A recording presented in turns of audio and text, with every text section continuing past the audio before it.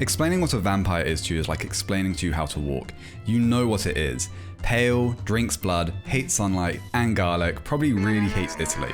But within culture, and especially in video games, the term vampire is so loose that it can be slapped onto f***ing anything involved with blood and it would stick. Vampire, vampire. Vampire bat, vampire. Blood bank, vampire. Bloodborne, vampire. Human, vampire. Look at this freak, he's filled with blood. But within this miasma of blood-drunk labeling, there is some reason to the madness. Vampires in general have changed and evolved so much throughout human history that it would be illogical to have anything other than the vampiric equivalent of the Justice League. But at the same time, the idea of a vampire is so robust and universal that each vampire is connected to one another by traits that holistically make a vampire. When you transfer these loose parameters and Gothic concepts into video games, you unlock a treasure trove of monstrous creatures and entities that range so greatly in appearance and intent, it's almost hard to process. There's evil vampires, ugly vampires, weird vampires, vampires that look like their favorite cake is a blood forest gâteau, war crime vampires. During my research for this video, I catalogued over 250 different vampires, and the worst part, I know I missed some. However, regardless of what I say or show you, when I say vampire, you're probably thinking Dracula. They must have amnesia. They forgot that I'm him. Dracula wasn't the first vampire of his kind in literature. That honor goes to Lord Ruthven from 1819's The Vampire, nearly 80 years prior. However, only nerds know that fact, and I'm not a nerd, so we're going to pretend I didn't say that. It wasn't until the 1930s when that signature Dracula look was put onto the screen, and another 20 years for it to be iconified by Christopher Lee, who, side note, absolutely hated that Dracula was his legacy. So there you have it, a knight of the realm, but still the king of horror. The king of what? Bram Stoker's Dracula is also really different to the film Dracula. They're both about a Jonathan going to some castle owned by a vampire called Count Dracula, but the original has a couple of deviations from what you'd expect. For example, which of these plot points are made up and which ones actually really happened in Bram Stoker's Gothic horror classic Dracula? Legitimately, pause this video if you need to, I'll wait. You ready? They're all real. By the time video games became a thing in the 70s and 80s, Dracula wasn't just a vampire, he was the vampire. If you were going to make a vampire game, it was going to be about the old Son of Dragons here. And 21 years after Christopher Lee graced our screens, Dracula stepped out of the shadows into his frightening first video game appearance in 1979's The Count. Wait, where is he? Is that him? Is this him? The Count wastes no time by skipping the pleasantries and putting you right in the middle of Dracula's castle. Or at least I think it's Dracula's castle. The titular Count doesn't make an appearance outside of coyly nipping your neck while you sleep like an obsessive lover. So for all we know, we're being stalked by the Count of Monte Cristo. You can search the castle to find which wardrobe he stuffed himself inside, presumably while he swings his legs and giggles thinking about us. Maybe we can search his mail to find out where he went to. Who's Count Yorga? Behold, as Dracula makes his second video game appearance in 1983's Dracula. Are you terrified? Because I've already shit myself over here. Outside of looking like Mr. Beast on the cover, Dracula looks exactly like you'd expect. In this game, you actually play as Dracula by rising from his grave, apparently found in the middle of the local park, and running around scoring points by luring people out of their homes and drinking their blood.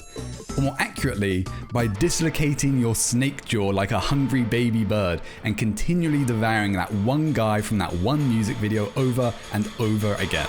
Surprisingly, only 3 years after Dracula was released, Castlevania, of all things, came out in 1986, and everyone was very proud of them. Unlike The Count and Dracula, which generally focused on the Jonathan and Dracula perspective, Castlevania focused on the Van Helsing perspective, as in, you are a vampire hunter called Simon Belmont going into Dracula's castle to beat the f***ing shit out of him. Dracula, who's apparently just come back from a veneer appointment in Turkey, is back to being the antagonist. But while he looked like a sniveling nerd in the back of a box of medicine in the prior games, Castlevania's Dracula opts to have him look like the Count from Sesame Street fused with a proboscis and then got end of RoboCop toxic waste acid attacked. This is pretty well known now, but Dracula can only be damaged by hitting him in the head, and because he's apparently an offshoot relative to the Mountain, most of the fight involves jumping to smack his head while dodging over fireballs he flashes you from his cape. No joke, in the hour and 40 minutes it took me to beat Castlevania, 45 of those minutes, or 45% of my time playing Castlevania, was just on killing Dracula, and by the end, the fight became more like a demanding rhythm game where any mistake could doom my run, and I needed to be perfect to defeat Dracula for good. It wasn't until the literal next game in 1987's Castlevania 2 that the developers at Konami realized that maybe killing their main man off in the first game of their franchise may have been a short-sighted mistake. But instead of backtracking and saying, oh no, he miraculously survived, they instead doubled down and said, oh no, he's super dead. So dead in fact that he's actually a ghost. Simon, don't mean to alarm you, but he's right behind you. Considering how early this is in the story of vampires in video games, pulling out the Dracula is actually a ethereal evil that can be resurrected card was a pretty revolutionary move. The game revolves around Simon hunting down the missing body parts of Dracula's Steel Ball Run style by gathering information from villagers and exploring different manners to find the body parts, which, unless he got Fallout 3 Fat Man at the end of Castlevania 1, I have no idea how his ribcage and eyeball ended up in completely different manners. It's also worth noting that these villagers can just straight up lie to you, and a lot of it is down to a very literal translation, but I can still imagine Simon walking into a town going, "Excuse me, villager, I happen to be hunting the remains of Dracula. You know, the supreme evil that is terrorizing your village. Would you happen to know anything about that?" Because of this, Dracula isn't an impending threat like in 1, but a constantly looming black cloud that lingers over Simon throughout playing. So when you finally do collect all the pieces of Dracula, you're not treated to the melted proboscis you were in Castlevania 1, but this giant cloaked skeleton ghoul who just glitches around the screen like the cartridge is loose. For all we know, Simon just resurrected an angry statue of a skeleton caught in a bin bag. After Castlevania 2, most of Dracula's appearances both inside and outside of Castlevania ranges from Hammer House Horror to a corpse ghoul. Special shout out, by the way, to Haunted Castle for no other reason than making the Dracula on the cover look like he'd smelt it, and he's trying to figure out who dealt it. This lasted for 6 Castlevania games until 1993's Rondo of Blood, where lightning struck the Konami headquarters and they had the most revolutionary idea. What if they made him a twink? Move out the way, bone bags. Dracula, yeah, it's literal now. Konami didn't make this change because there was some sort of prophetic visionary. Christopher Lee's Dracula was meant to be hot as well. He himself brought that to the role. But while Christopher's seduction was mysterious and elegant, Rondo's Dracula looks like he's got a Twitter stan account. This game goes as you'd expect. You're a vampire hunter called Richter Belmont, and you're going into Dracula's castle to beat the f***ing shit out of him. But unlike the original, Richter has a more personal stake in killing Dracula. Because Dracula, much like many people who live in opulent wealth and look unnaturally good for their age, is also a massive creep. Don't let the perfectly calculated bangs fool you. He has not only kidnapped Richter's girlfriend for feeding, he also has a 12-year-old girl in his basement as well. I wish I was joking. This was also compounded when, in 1997, lightning struck twice at Konami, and they had the most galaxy brain idea. What if they made him a DILF? Where Rondo left off, Symphony of the Night literally picks up, with Richter not only killing Dracula literally, but also, I said literally twice there, but also delivering another death to him. Twink death. Look at this man, look at his pose, look at his facial hair. Leon Kennedy has been found dead in Raccoon City's husk because this man killed him. Symphony of the Night wasn't only a landmark game for Castlevania, it's also the game where Konami full sends into making Dracula as dilfy as possible and never looking back. Dracula's also become fully realized here. As much as he was a singular evil, he was also a pretty quiet singular evil. But now he's doing full-blown monologues too. I mean, who doesn't know? Mankind ill needs a savior such as you. What is a man? A miserable pile of hot, sweaty, rock-hard secrets. Have you ever kissed a man, Richter? Do you want to? This Dracula might also be a bit familiar to some of you, because this is also the Dracula design Castlevania stuck with after making Symphony of the Night. After this, Dracula's appearances in games kind of stagnate. So rather than wasting both of our times listing out hundreds of games with the same dumb looking big fanged weirdo for the sake of completion, let me show you some of my favourite Draculas I found while researching. Starting off strong with Space Funeral's Weed Dracula, who craves weed instead of blood. Do you get it? It's a joke. Do you get it? It's a joke. Do you get it? It's a joke. Do you get it? It's about weed. It's really funny. It's a joke. Do you get it? Count Duckula. No sex, please. We're Egyptian. What is this title? And who could forget Dracula Cha-Cha? I mean, just look at him. Look at those moves. When you let him have a little nip on your neck after those, I let him suck my dick. Bloodstain has their own photoshopped influencer with Orlok Dracul, who I bring up only because he is a vendor, which is really uncommon for Dracula. Lastly, we have the bull-horned, swole as shit, levitating Count of Ground-Soaking Blood from Boktai, The Sun Is In Your Hands, which is a really weird name until you realize Kojima made it, and then it becomes a very rational, tamed name for him. However, if we're talking about counts, aren't we forgetting someone? On the left, we have pop culture's suave, charming, McDonald's golden arch hairline Dracula. And on the right, we have pop culture inspired, sniveling, sewer rat-faced, do you have any games on your phone, Nosferatu. Back in the day, and I mean like way back in the day, vampires weren't these fictional counts or elegant villains, they were these disgusting little rock goblins and considered very real. People would really, actually, literally bury their dead with stones in their mouths or sickles over their necks to prevent them from resurrecting as vampires. The most recent account I could find was from 1892, and for reference, Bram Stoker's Dracula came out in 1897, 5 whole years after this had happened.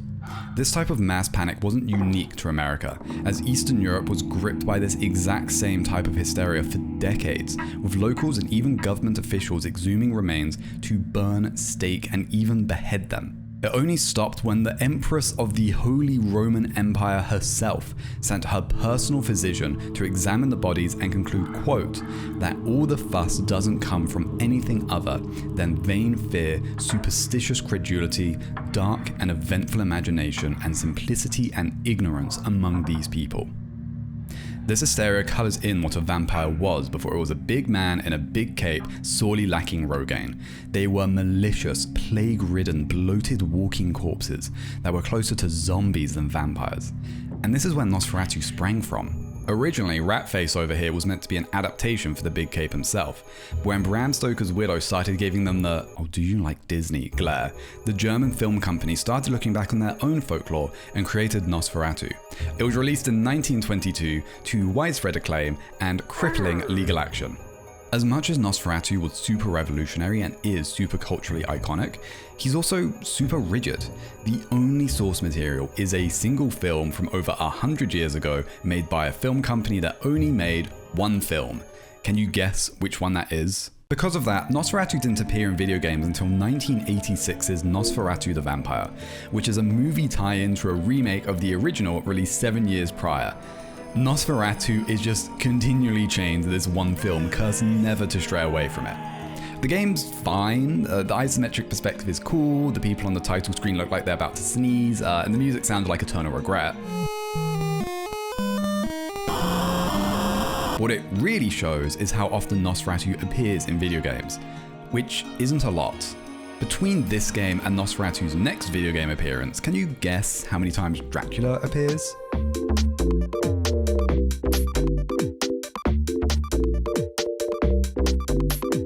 If you guessed 22, then pat yourself on the back, because it took 8 whole years for Nosferatu to appear again in 1994's Nosferatu. He isn't even Nosferatu because he was already becoming a stand-in for Dracula, with Nosferatu the game being a straight-up Castlevania clone, which is weirdly cyclical and accurate in a way. Nosferatu being a placeholder starts here and never ends. Through all of gaming, and I mean all of gaming, Nosferatu is just a placeholder to signal to us that this character is a vampire and nothing more. That is, unless there was one game that nails Nosferatu.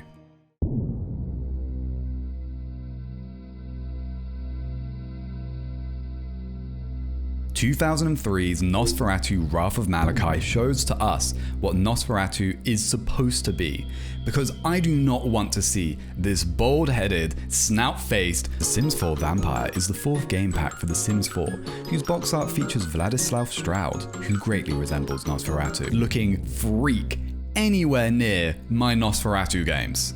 Nosferatu himself is absolutely horrifying in this.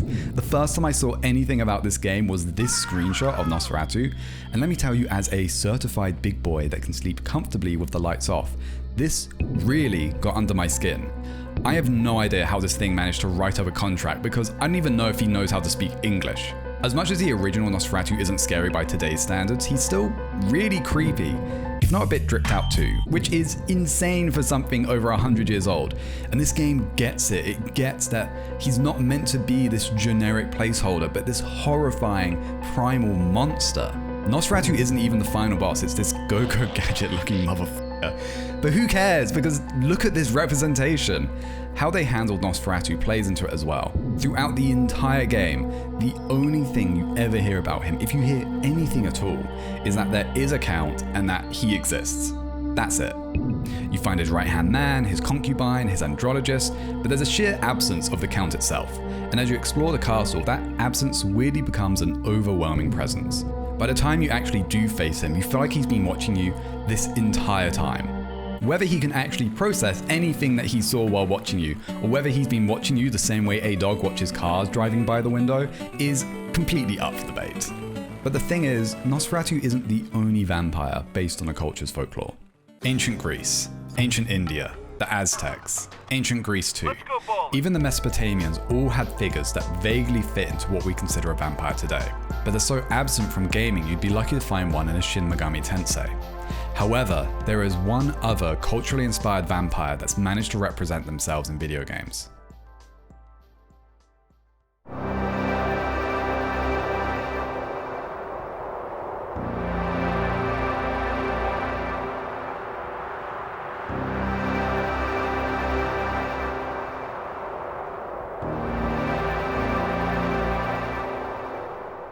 During the Qing dynasty, Jiāngshī published Notes of the Thatched Abode of Close Observations, a collection of supposedly real supernatural stories comprising 5 volumes that each sound like a cottagecore romance novel. So have I heard. No harm in listening. More from the summer resort. This one is about flying zombies that eat infants, by the way. All were written during or after the 10 Great Campaigns, and if you're unaware how destructive imperialistic Chinese conflicts were, there have been biblical floods with lower death counts than some of these wars. Because of that, dead bodies were pretty abundant throughout China, and eventually legends started to emerge of vampiric corpses rising from the dead and draining the qi from the living. There were even stories of Taoist priests intentionally resurrecting them and marching them home to family burial sites, keeping them in check for a talisman on their foreheads. Jiāngshī outlined all these legends in his book, with those vampiric corpses being named Jiāngshī. By the 20th century, Jiāngshīs had followed the same path as Dracula and seeped out of folklore and into pop culture. But unlike Dracula, Jiāngshīs were presented very, very differently. By the 1970s, Chinese cinema was dominated by martial art focused Hong Kong cinema with films like Way of the Dragon and Drunken Master. So it only made sense that Jiāngshīs, or should I say Jiāngshīs, would make an appearance given their cultural relevance. But while Dracula was presented as dark, monstrous and horrific, Jiāngshīs were... In the 80s, Jiāngshī cinema exploded with classics like Mr. Vampire and Encounters of the Spooky Kind, solidifying them as martially trained vampires all across East Asia. This coincided with Japanese developers featuring more pop culture horror monsters in their video games, and with Jiāngshī's, or should I say Jiāngshī's, new reputation, they started to appear not in horror-themed games, but in beat-em-up games, with the earliest appearance I could find being the thermonuclear fever dream of 80s Japanese pop culture references that is 1987's Gingen and Kyoden, which has so many references it could easily be Japan's cultural Rosetta Stone for future historians.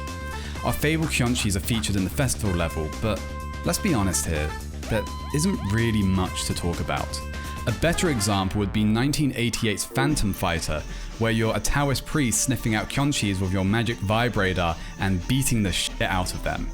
Even then, it still suffers from the same thing as Gingan and Kyoden, where the Jiāngshīs are basic enemies lacking anything vampiric. This is something you should get used to because it's the cornerstone of all Jiāngshīs in video games. Rather than entering through horror-themed games, their entrance through beat-em-up games meant that they didn't just start there, but stayed there. The only exception I could find was 1987's Jiāngshīs 2, which borders on being a game I dreamt up because of how far off the internet's beaten track I had to go to find a way to play it.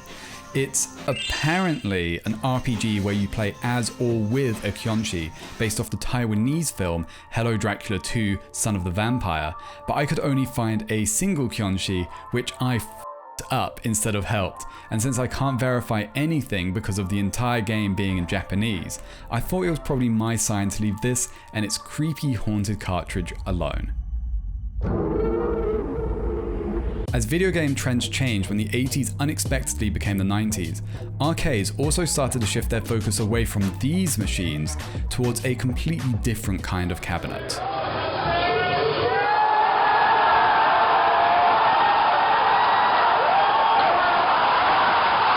To say Jiāngshī's fighting history makes them suitable for fighting games is the biggest understatement of this entire video. They don't just suit them, they were made for them. The first I could find was 1988's Reikai Doshi, where you are, again, a Taoist priest going around beating the shit out of Jiāngshīs. Between this and Phantom Fighter, I didn't realize Taoist exorcisms were so violent. I'm sure the exorcism would have gone very differently if Keras could have just helicopter kicked Reagan into salvation. Though on second thought he kinda did. These Jiāngshīs are where you start putting some meat onto their resurrected bones, because while Phantom Fighter Jiāngshīs were You've got mail. Reikai Doshi's Jiāngshīs are flying around the screen like they got to finish this fight before their Uber gets here. This is because, even in folklore, a Jiāngshī's power wasn't static, but was based on how much chi they'd absorbed, with some being able to sprint and even fly, and these motherfuckers are soaring, I can tell you that. This is where the next Jiāngshī comes in, who is not only the furthest away from any other Jiāngshī I've shown so far, they're also the most recognizable. This is Xianko, or Lele, from the Darkstalker or Vampire series, because Jesus Christ Darkstalkers, can you calm it down with the localizations? I'm going to be honest with you, I don't play fighting games. Or more accurately, I'll play any fighting game that's thrusted into my hands and gives me enough time to pray. So I have no idea if people would care if I talked about the literal, actual, multi-dimensional lore of Darkstalkers, or whether they only care about how they play.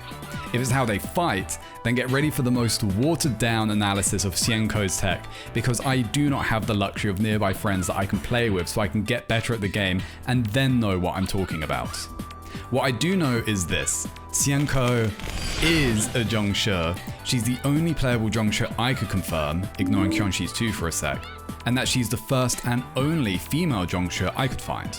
Though, whether it's a triumph in representation or whether the Darkstalker devs started running out of monsters to staple tits onto, I don't know. Xianko's playstyle is rapid, but again, lacks vampirism. She does have a Taoist priest as her handler, but it turns out that Taoist priest isn't just her handler, she's her entire talisman. Like, the whole person, and she's also her sister. So, that's fighting game lore for you, I guess. Darkstalkers also has a Dracula stand-in with Dmitry Maximov, but honestly, would you rather I talk about Dracula Cha-Cha-Cha or the vacuum-sealed Dracula wannabe? Xianko is undoubtedly the most prominent Jiāngshī in gaming, appearing in a plethora of games, spin-offs and crossovers. But this prevalence is very abnormal for a Jiāngshī. As time progressed, Jiāngshī cinema started to rapidly decline in popularity. And with video games becoming more globalized, Japanese developers were way less likely to include a niche East Asian monster over a typical zombie or vampire. Since 2000, I have found only 5 other Jiāngshīs in gaming. A brief cameo as an enemy in 2005's Sly 3, a secret boss in 2008's Castlevania Order of Eclair, an enemy in Plants vs. Zombie from 2009, another enemy in 2012's Spelunky, and by extension its sequel, and my absolute favourite being from Sleeping Dogs' Nightmare in North Point DLC from 2012, released one day before Halloween. These Jiāngshīs are so back, filled with martial arts and rigor mortis. Since Sleeping Dogs takes place in Hong Kong, it wears its influences on its sleeve, with the literal first image of the DLC being a building-wide movie poster for a Jiāngshī film. Fighting Jiāngshīs in Sleeping Dogs is fun, because Sleeping Dogs is fun, but while I love this DLC and its misty horror aesthetic, we've already seen this before. It's also the last real appearance of Jiāngshīs in video games, and it's from a DLC that's 13 years old and not getting any younger. I would love to talk more about Jiāngshīs, but they lack the wealth of appearances known with vampires from the West to discuss, and I don't see them making a surprise comeback anytime soon.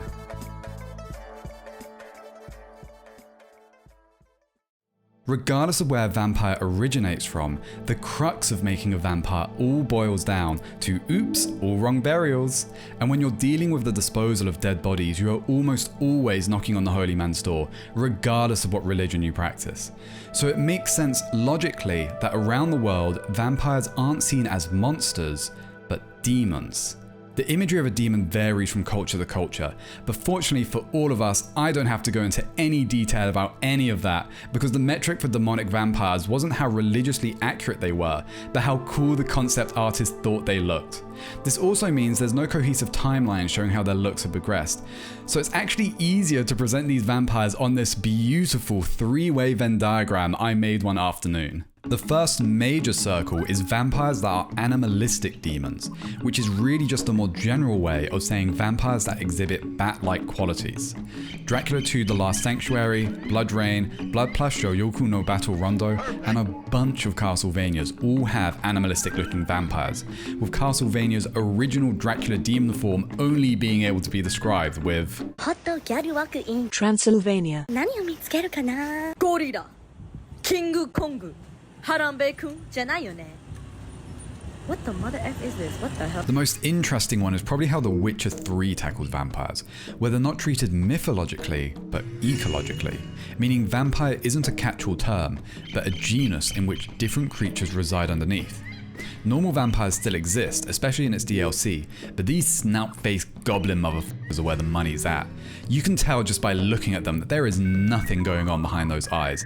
They probably wouldn't recognize their own reflection if they, had one.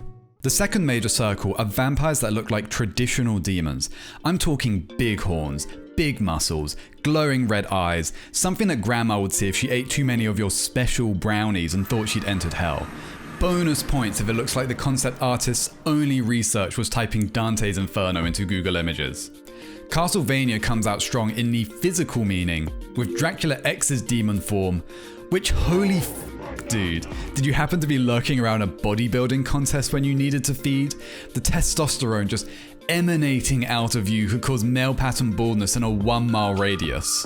Bloodlines has the most conventional looking demon out of all the Castlevanias, while also having the most unconventional stage to fight in. It looks like I popped some bennies and stumbled into Pizza Planet from Toy Story 1. I don't even think that's Dracula, just some poor employee trying to get past me to deliver a pepperoni pizza. Meanwhile, Curse of Darkness and Legacy of Darkness look like jackpot, and Portrait of Ruin keeps to its name by having its Dracula demon form look like he's straight out of a John Martin painting, though it's 100% the wings. Without them, he just looks like an accountant trying to commit tax fraud. Lunar Knight's Dumas and Vampire the Masquerade Redemption's Vukodlak each have their demon forms inspired more by Onis than anything else. But while Dumas is your typical blue anime boy with Oni horns and demon wings, Vukodlak looks like he's actively trying to siphon your soul from gaze alone.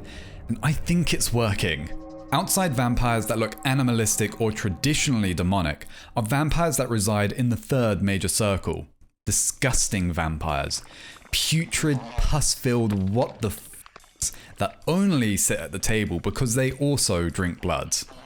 Dracula's demon forms in Castlevania 3 and Harmony of Dissonance are, I don't even know how to describe it, floating skulls attached to disembodied organs, including what I think is an insect's pincer. It's really gross, but while limited by Game Boy graphics, Castlevania Legends Dracula demon form is arguably worse, being a mound of writhing human bodies with bat wings and a detached pig's head. Despite the graphics, this is the closest you're going to get to Hell's very own biblically accurate angel that is John Carpenter's The Thing. Where these major circles overlap also have their own weird categories, starting with vampires that are both animalistic and traditionally demonic. In this case, you typically get draconic looking vampires, and these range from, wow, that looks just like a dragon, to, wait, that is a dragon. The Go-Go Gadget Decepticon from the aforementioned Nosferatu Wrath of Malachi has a really cool but slightly confusing design.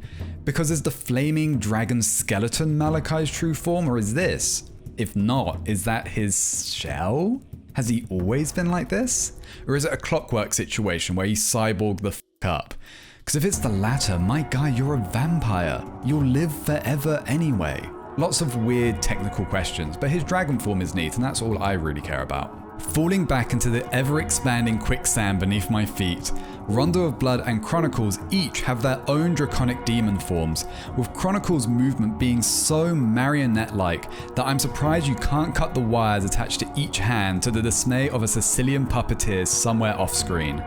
Meanwhile, Castlevania 64, or as it stubbornly likes to be called, Castlevania, also has their own draconic Dracula form that pulls up like a f***ing Night Rain boss, complete with the endless sand dunes as a battleground. If it wasn't for the centipede legs, this would undoubtedly be the most draconic out of the lot, but the centipede legs are so f***ing cool, so I have no idea what I'm talking about. Shifting focus away from the draconic, what happens if you have a horrific and animalistic demon form? In those cases, we have hybrid demons. These are demons that look like they proudly emerged from God's cutting room floor. Part human, part animal, part abomination. If you could see them floating around a vat somewhere deep in an underground umbrella laboratory, they probably belong here. The most basic, white bread, lemon and herb type of hybrid is something like Lazarus Malkoff from Darkwatch, who is literally just man with bat wings. The more common variation is a direct fusion between man and bat, where the distinct line between them gets really blurred. This is where Vampire Knight comes in, starring the two coolest planks of wood this side of Transylvania. Wait! Who are you? We hunt the creatures of the dark. Vampire hunters. These vampires are just straight up cool.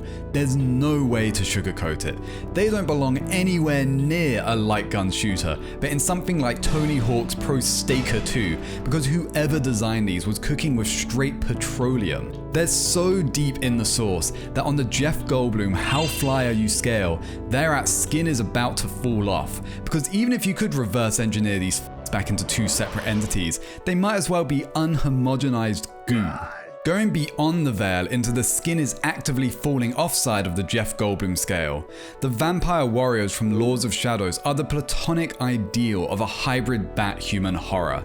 You can just tell these guys formed in a sack hanging from the ceiling like an urukai. That fly imagery wasn't just for show, because the other animals that vampires fuse with are insects, which I really wasn't expecting going into this video, but I'm also really excited to show you, because look at these pre-revolutionary French nobility insect vampire hybrids from the Darkest Dungeon Crimson Court DLC, who are so grotesque and imaginative that they score a perfect Jeff Goldblum is fly as on the scale.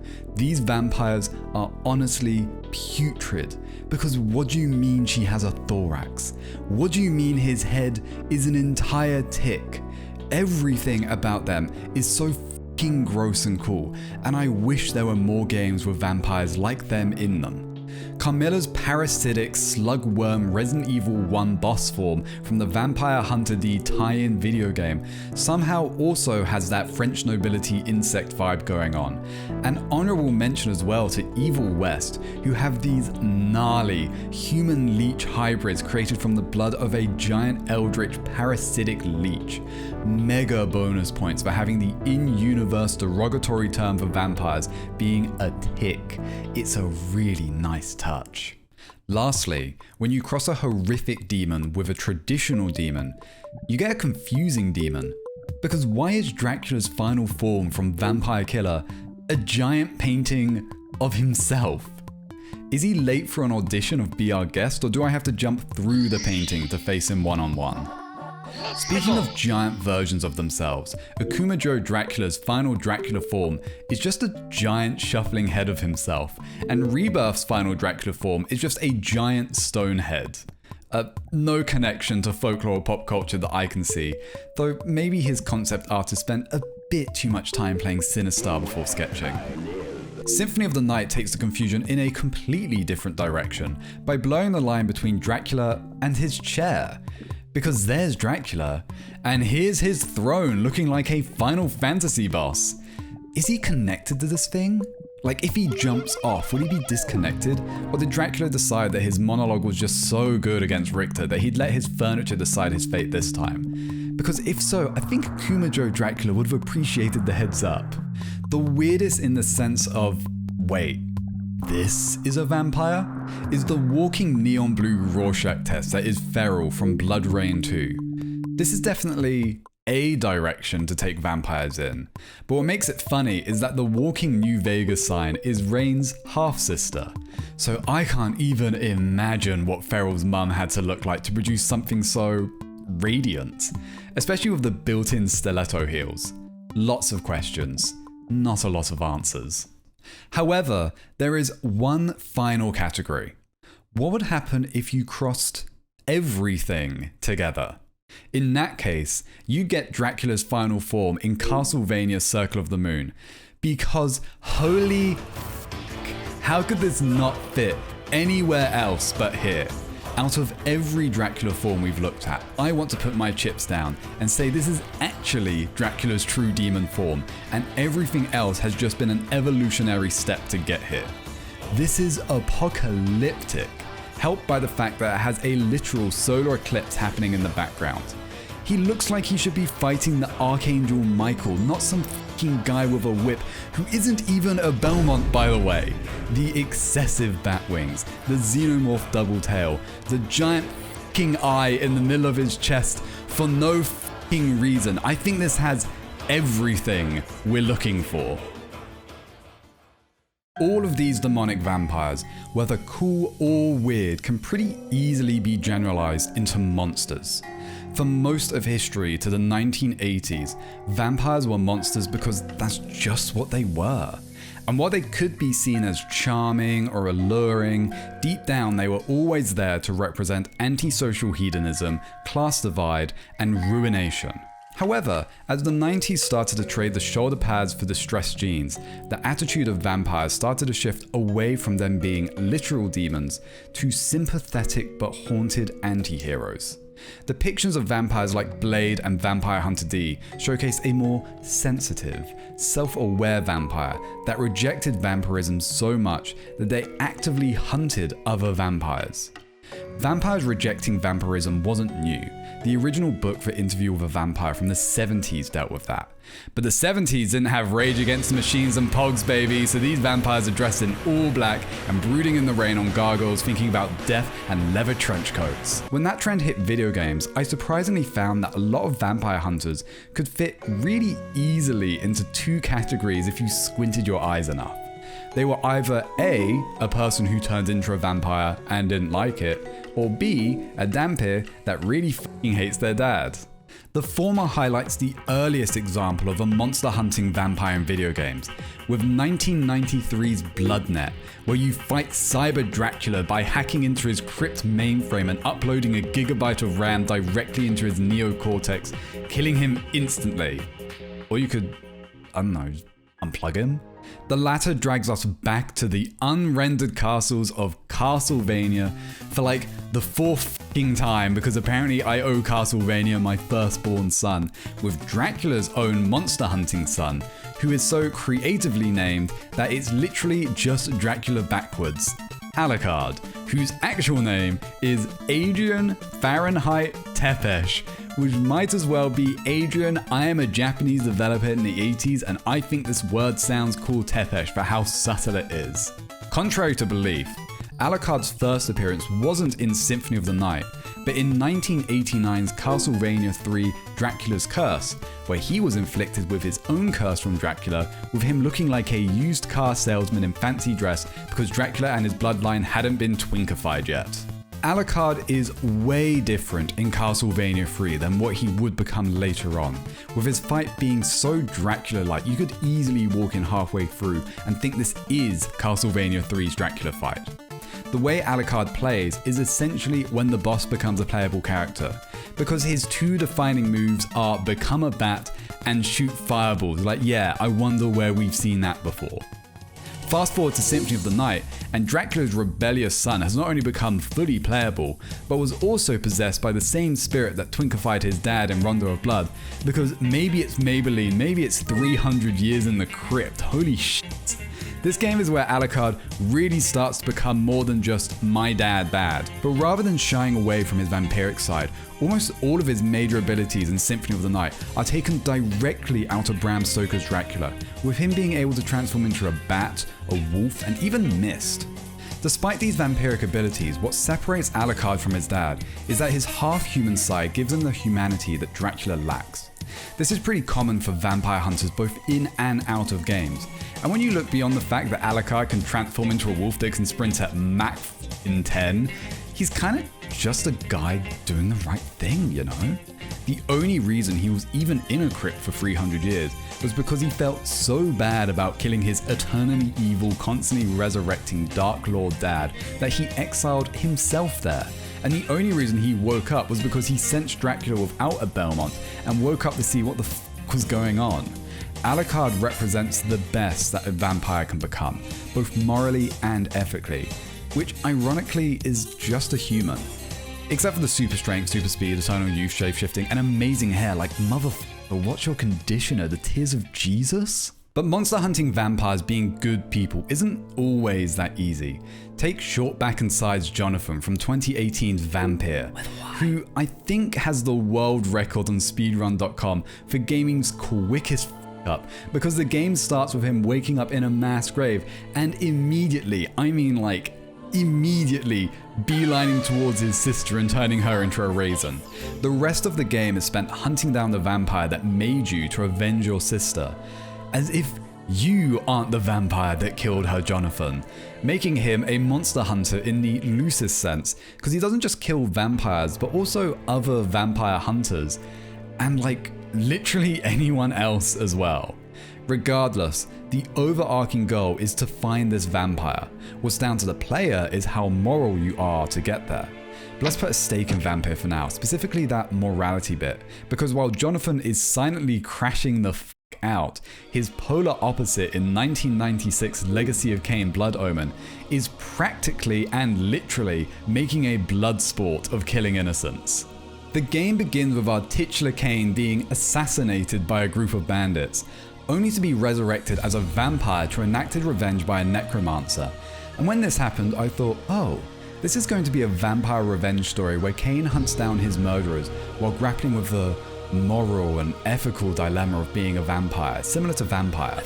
But when you enact your revenge a grand total of 11 minutes after dying, and the necromancer starts whispering in your ear like the King Green Goblin that these were only whelps and you need to go to The Pillars of Nosgoth. wherein you go to The Pillars of Nosgoth. and are informed that each pillar represents an immortal sorcerer guardian who are now all super corrupt, and the only way to restore balance to the world is by killing each one, leaving a uncontested power vacuum in their wake.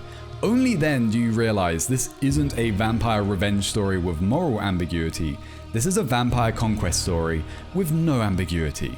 Kain himself is what the 90s thought cool anti-heroes were, because the nanosecond he dies, he goes from this berries and cream nobleman to a f***ing psycho with enough edge to make a knife drawer weep. I make no pretense to justify my killing, yet these vampire hunters would cloak their bloodlust beneath a veil of righteousness. Hypocrites! They would make themselves judge and jury. Very well then, let us see how they take to my role as executioner. The only way to heal in this game is understandably by drinking blood. But rather than being stealthy, this game actively encourages you to raid entire villages, and Luigi's Mansion poltergust 3,000 that blood out of those sorry peasants like you were draining a Capri Sun. Cain is just evil, with zero regard for human life.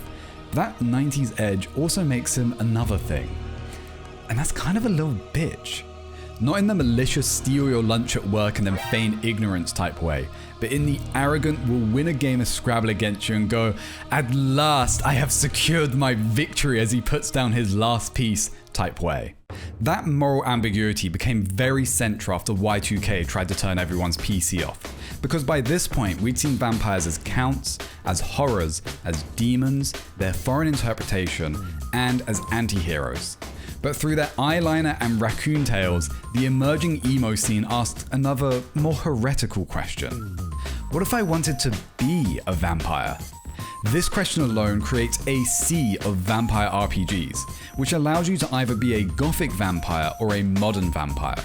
It's a small difference, but their implications were massive because people who chose Gothic might as well have downloaded Rust because it was survival at all cost.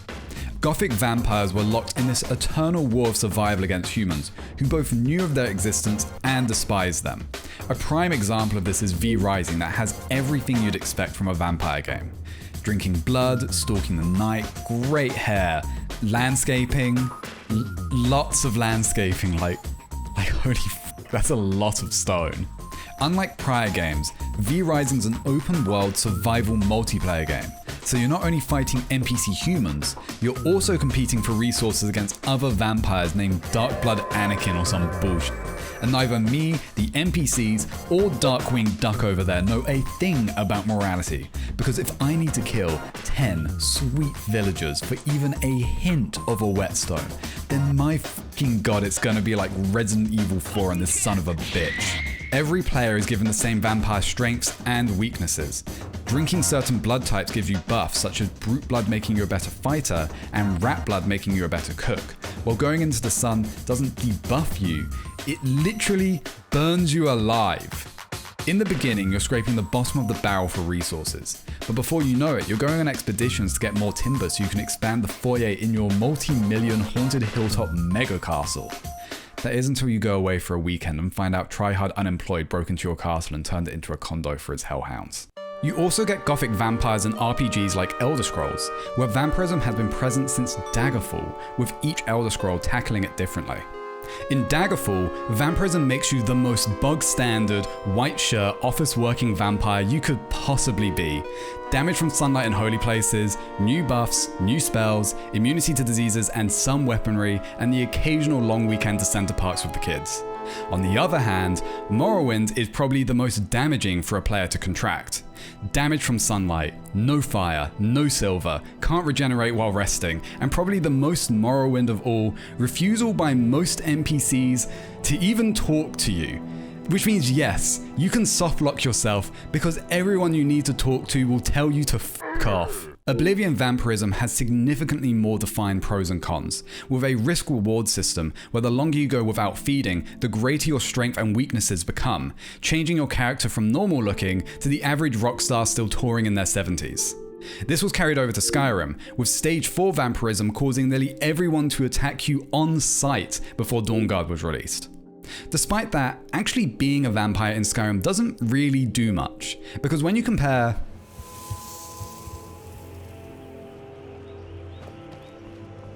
to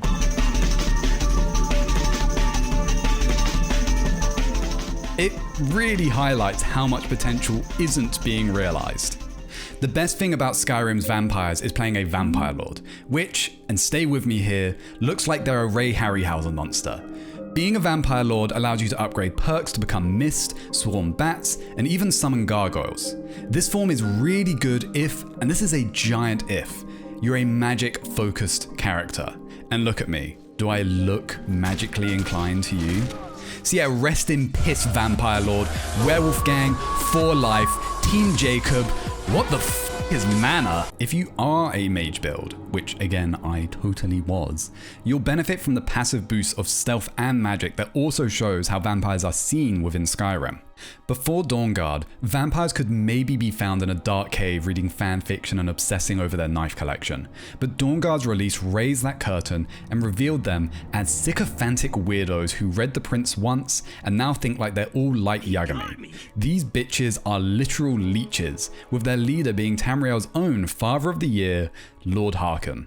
Being hidden isn't exactly their choice though. Their mortal enemy is the eldritch horror known as the Sun, and the entirety of Dawnguard revolves around them trying to block it out. Vampire games in the modern era are more subtle. Since vampires don't actually exist, the idea didn't revolve around a war of survival between vampires and humans, but around vampires maintaining their cover and humanity within a human world through secret societies and shadow organizations. This is where Vampire comes back into the picture, because Jonathan's whole thing is that he's a doctor hiding inside a hospital during the Spanish flu.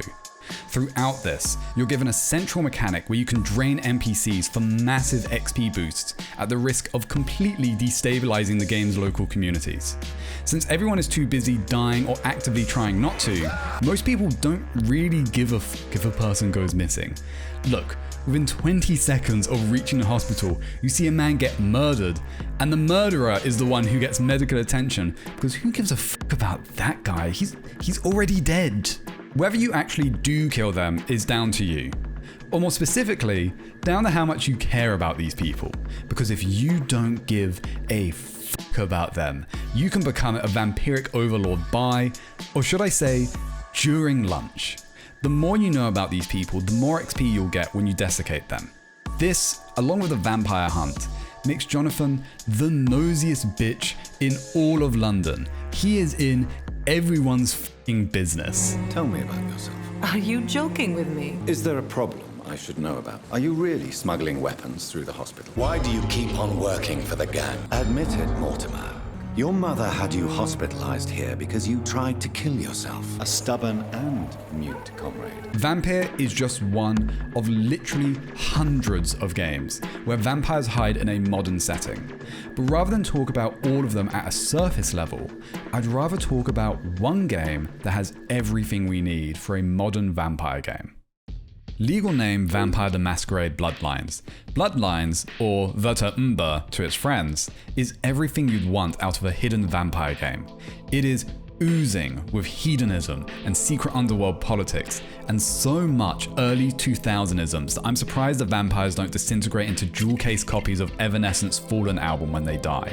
And these vampires aren't your run-of-the-mill black cloak big fangs. These vampires are hot and have six-packs and model for Hot Topic and Ann Summers. This is Gothic with churches turned nightclubs and towering black skyscrapers adorned with gargoyles.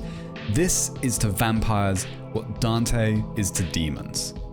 The main concept of Bloodlines is the Masquerade, a globally maintained disinformation campaign where vampires cover up their existence from the human world, which is so f***ing AO3, it's almost painful. While the Masquerade is a concept that's heavily followed by most vampires, it's not a rule your player has to follow, just a heavily encouraged neon glowing suggestion that will make you a ton of enemies if you start breaking.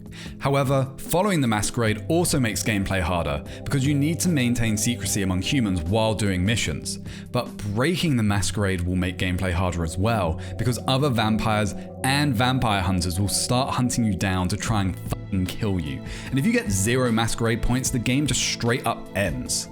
This is the same for humanity, where the lower your humanity is, the more likely you are to frenzy and uncontrollably kill everything in sight. This balance between maintaining secrecy and humanity while also intermingling with a world that isn't really your own, isn't just a aspect of Bloodlines, but a core central feature that dictates gameplay, story, and interactions between humans and vampires. Sorry, did I say humans and vampires? I meant to say kindred and kine, because yes, this game has that level of lore.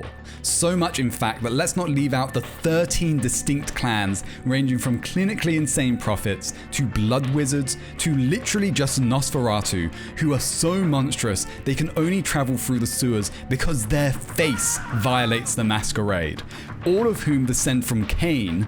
Yes, that Cain. and have an internal hierarchy based on age that ranges upwards of thousands of years. If the volume of vampire content in a game could be measured like alcohol is in a drink, Bloodlines is paint thinner. Those 13 clans weren't flavor text, by the way. None of what I said was flavor text. Everything I've mentioned has some impact on how you play the game or how the game plays out. The Nosferatu can only travel through the sewers. The Malkavians actually hear cryptic prophetic whispers about the future. The Tremere really like Blade. This depth comes from the fact that Bloodlines doesn't start as a video game, but as a TTRPG, meaning all the core mechanics and world building came pre-packaged. However, the central theme for both the TTRPG and Bloodlines is humanity, and that is prevalent throughout Bloodlines. Bloodlines also has something I like to call cyber Gothic vampires. And let me tell you, modern vampires, defined. Gothic vampires, defined. Cyber Gothic vampires, they're just a vibe, okay? Like Gothic vampires are drinking blood from livestock, modern vampires are stealing it from blood banks, and cyber Gothic vampires are snorting hemoglobin in the nightclub toilets. If you can close your eyes and see them in any Blade Runner, they're cyber Gothic. Other games probably do the futuristic cyber vampire better, but the only one I can think of is Code Vein. And look, having the vampires come from genetically engineered parasitic bioweapons is metal as f***, but I am not paying money to play Code Vein. Another example of a medically made vampire is Lady Dimitrescu from Resident Evil 8. But we're not talking about her because of her origins. And I'm gonna be blunt here. We're talking about her because you're all f***ing freaks who want to dive dick first into our icebox. Since vampire fiction began, they have always symbolized temptation and desire, so them becoming literal objects of desire was a slippery slope that they were eventually going to slide into. Hell, if you wanted it to be between two girls, Camilla had you covered in 1872. But 150 years ago, that type of relationship was written as subtext, so the author wasn't dragged to the local church and beaten to death for blasphemy. But by the 2010s, vampires had become so normalized that the vampire relationships shown had gone from a nightmare to a fantasy. And since they've always craved a red bodily fluid, it became very easy to skip first base and, how do I put it, desaturate the image? Even Nosferatu's got their tits out for spring break. This is what unintentionally happened to characters like Lady Dim and Serana, and very intentionally happened to others. But people wanting them only showed the tip of the iceberg managing to get to the mainstream. Under the surface, there's probably a sea of vampire dating sims, and probably a lot of visual novels, both independently made and integrated into other games. But I say probably because I don't play dating sims or visual novels. Off the top of my head, all I can think of is Monster Prom. There's a guy in there, he's a vampire. Maybe The Sims. Asterion from Baldur's Gate 3.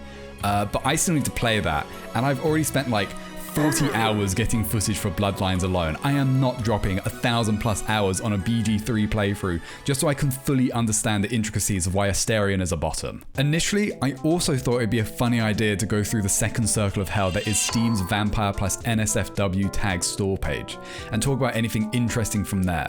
But let's actually be honest here. What the f*** am I going to glean from any of these games? What deep intricacies am I going to unravel from any of these games? Like, yes, the female vampire just getting absolutely destroyed by the other female vampire clearly takes influence from Camilla. Like, what the f*** are we doing, you know? So let's just stop and take a breath. Because there are so many games with vampires in them that I could rewrite this entire video without mentioning any of the games I have and still get it past the finish line. Even as I'm writing this outro, and after showing however many games on screen, I am still thinking of new games with vampires in them. Like, of course, Gabriel Knight 3, starring Tim Escape to the one place that hasn't been corrupted by capitalism curry, has vampires in it. But I've already written nearly 13,000 words for this, and cut out over 3,000 words to not make my first video an hour long. So maybe it's time to admit that the night is no longer young and put this one in the crypt. It's Wraith, with an E. It stands for enter freely, go safely, and leave something of the happiness you bring. Good night, everyone. Or should I say good morning?